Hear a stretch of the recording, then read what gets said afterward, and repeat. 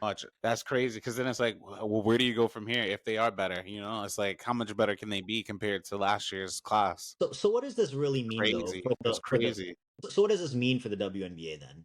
Does this mean because like if you It think about means it, that it means like they have a lot of young players in this league that are going to continue to grow the sport. are we talking about? So this leads to a later discussion, which we'll have in a bit, which is expansion. I mean, when you have so many new employees that are so good from the start, I mean, you're gonna get quality players stashed on a roster. I think That so. I think they're you know, quality players amongst the league. Like, and you got like you said, Malonga's buried on a bench, but if Isaiah Shearer, James would have been buried if it wasn't, if if it wasn't Enrique for wasn't on. injury, yeah, Yeah, so I mean, and then there's also like just quality players all around. Like Kennedy Carter's not even here, Anthony like Carter is not in the league. That's true. Yeah. which means someone else that is doing well right now might be buried if she was in the league. So it's just hard like So to get let's talk playing about time. expansion then.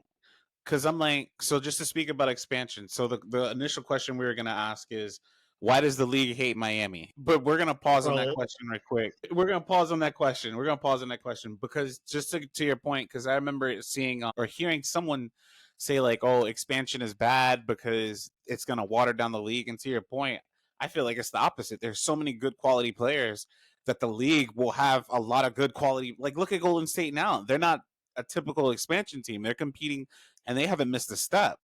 And I yeah. feel like I don't know if all organizations will be ran. Portland, Toronto, obviously Detroit, Cleveland. We'll have that Philadelphia. We'll have that same Golden State type of impact. But I don't feel like I think that's a thing of the past because there's so much talent to disperse around the league that they shouldn't have a huge watered down fall off or anything like that. I think that they will hit the ground running as well. And then now to answer that question, if you want to answer, why does the league hate Miami? Why do y'all hate, like why does the WNBA hate Miami? I don't know, man. I mean, I guess maybe the Miami Soul just didn't resonate with people like these some of these other because like they're bringing back the Cleveland Rockers, right? And the Detroit Shock, right? And it's like, I mean, I guess those franchises like the Shock won a bunch of championships when they were with Lambeer. The Rockers actually made the playoffs 5 out of the 7 years that they were a franchise. So I don't know. I don't really agree with Sophie Cunningham's point when she said that, that those two teams won't really draw significant interest or whatever. She didn't But say that. That's not what she said. That is not what she said. I know. I was paraphrasing. Well, okay, so give me the exact quote. I'm about to pull it up. So you go. If you keep paraphrasing, you can keep going. I'm going to pull it up right now because I do agree with what she said. I agree with what she had to say. Where would you put the first of all, there's what?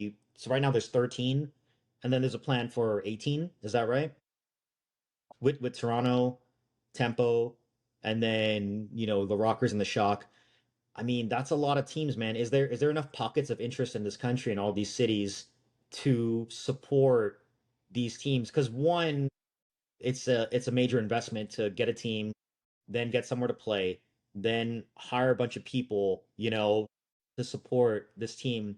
Is there enough like infrastructural support ready for these teams? Golden State is a little bit of a interesting case where there's so much support From the for this Bay. team. Yeah, right.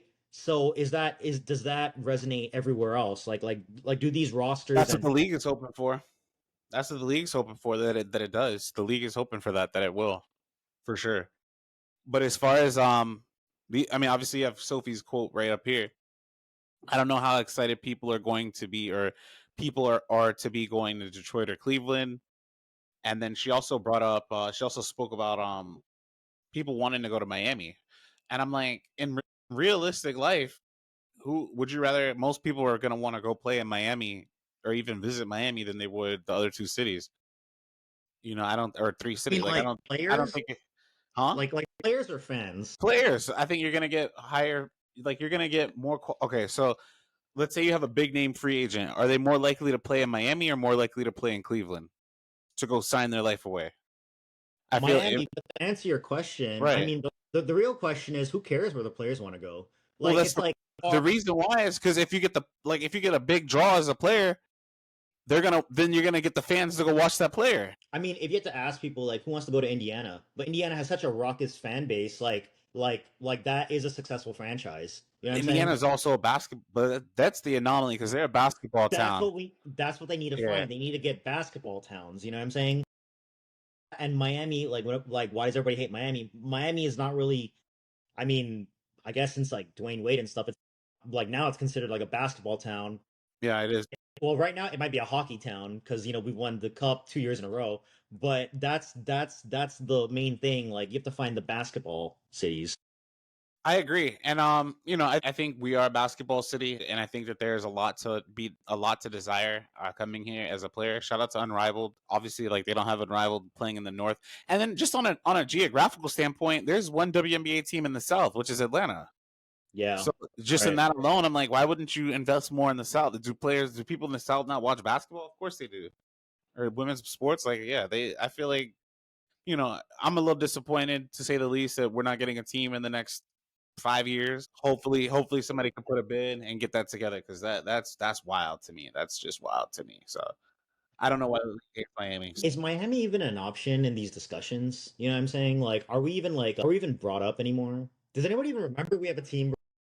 We did have a team, and then they went up to Connecticut. Show the Connecticut Sun. Like, Well, where would we even play? Is the Miami Arena still?